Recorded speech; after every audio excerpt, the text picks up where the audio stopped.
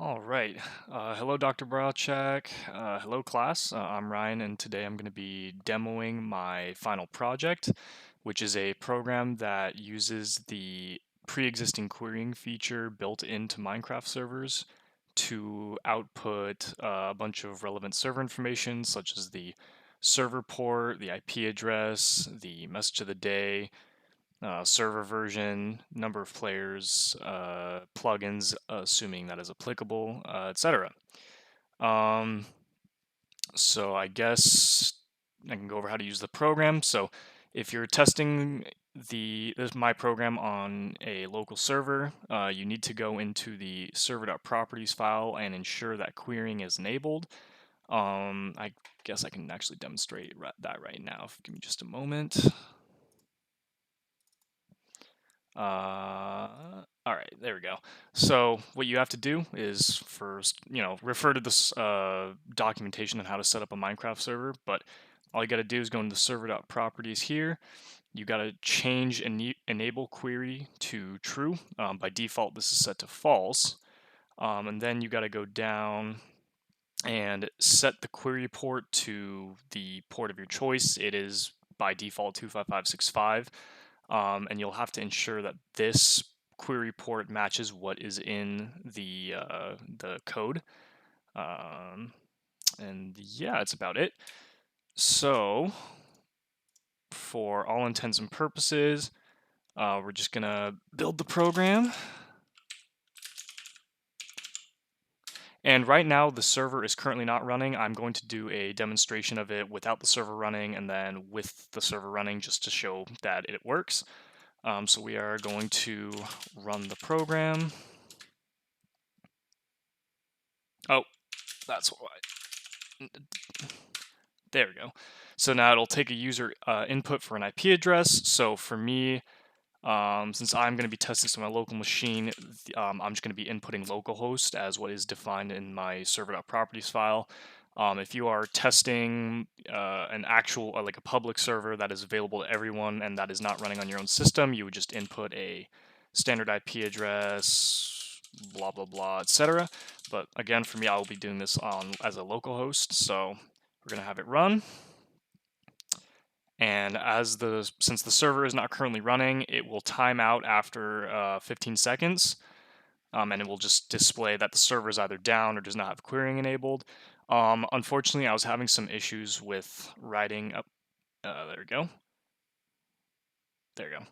Program is timing out. Well, let me up this. So, like I said, it was going to time out.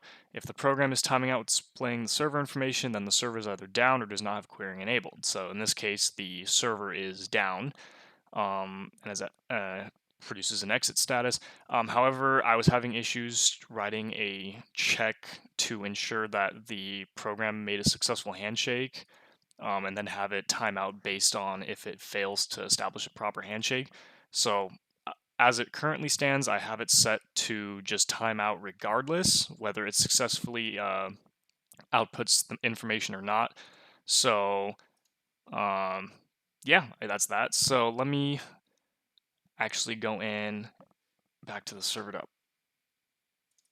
properties here. And what we'll do actually before we demo it to actually work, we're first going to disable the querying just to show that querying does need to be enabled for this to function properly.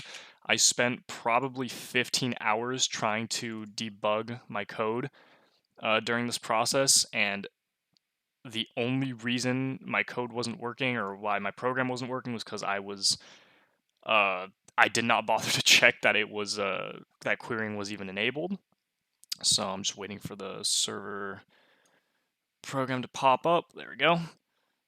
So now it's going to generate all the world and whatnot. It's going to go through its initialization process. When it says done, that means that, or at least generally that would mean that it is ready to query. However, when querying is enabled, it'll usually give you a couple extra notifications that it has a query port open. So for this purpose, it is not currently open. So I'm gonna drag this. Oh, that's not what I wanted. Oh Lord. Let's make this look visible. So now we're going to run main.go.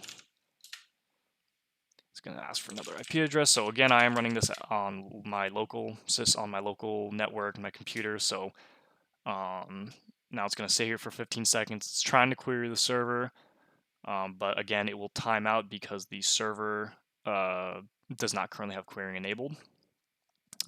Server timed out, outputs the error. So now we're going to stop the server. We're going to go back and enable querying. God, why can't they just put it together? Oh, no, querying would be up towards the top. Why am I? There it is.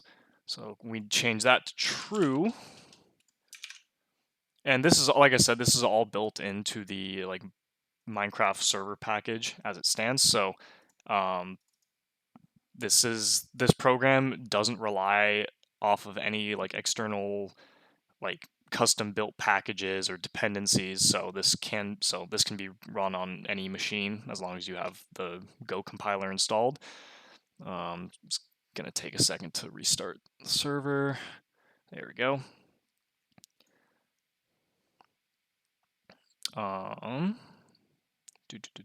Take your time.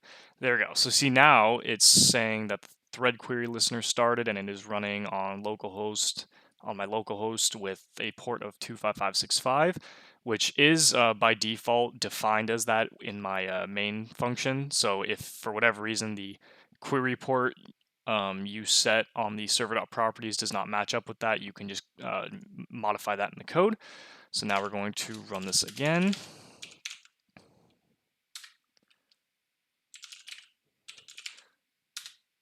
And boom. So now it is successfully querying the server. So it outputs the game type, outputs the plugins. However, since this is actually just a vanilla server, this does not have any type of plugin support. So you can test this on a Bucket or Spigot server, and it will actually list off any plugins you have installed. Currently, there are no players online. The map is just called World. Max players is 20.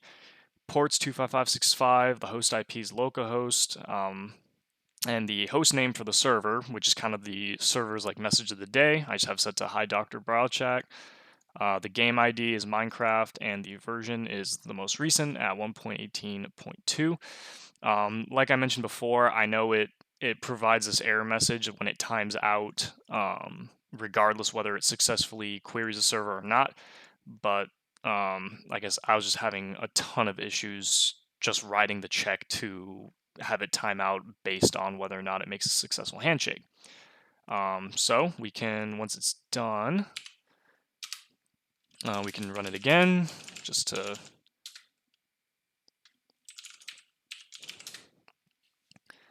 ta-da. In fact, what I'll do here, just to make things a little bit easier, or just to prove that this isn't some preset, that there isn't some type of preset output that's that's letting me cheat, I'll go in and change some of the information on the server properties file. So I'll go in and change a few things.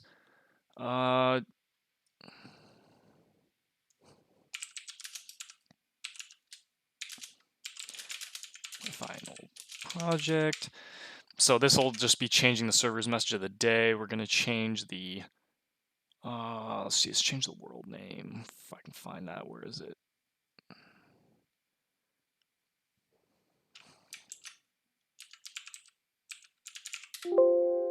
All right, that's typical.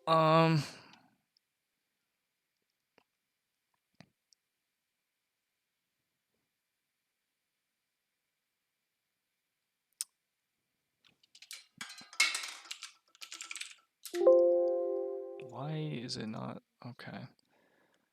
I know there's a world name setting here, so I'm just trying to find that. Level name, here it is.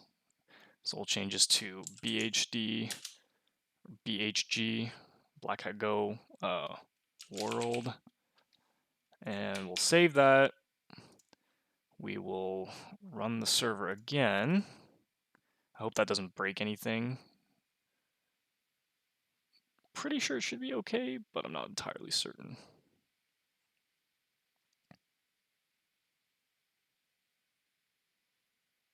Take your time.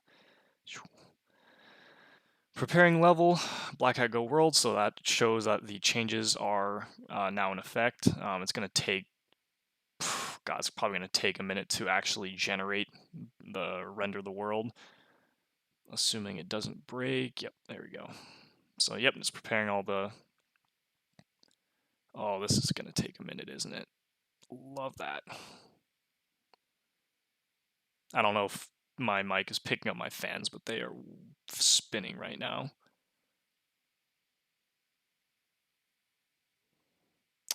All right, it is done. So now we're going to run it again. Go run main.go localhost. And as you can see, the information was updated. So you have the host IP and stuff like that's the same, the game version, but you can see the map name or the world name is changed to Black Hat Go World, and the new host name is hello Black Hat Go. This is my final project. And I guess I could, well, let's see if there's any information I missed. I think I mentioned this already, but this program will run without any pre-built custom dependencies.